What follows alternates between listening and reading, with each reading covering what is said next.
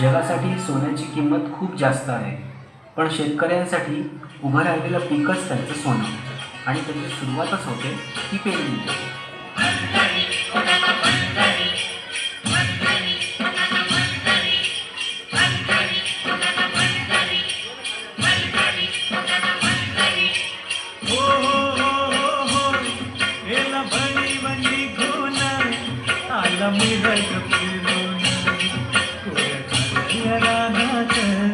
सुरू झाली पेरण, सुरू झाली पेरण, सुरू झाली पेरण.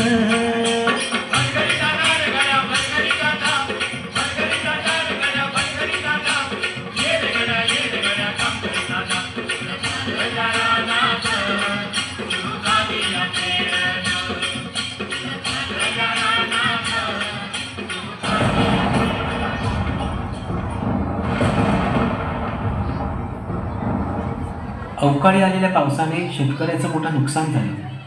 हातातोंडाशी आलेला घास हिसकावल्याने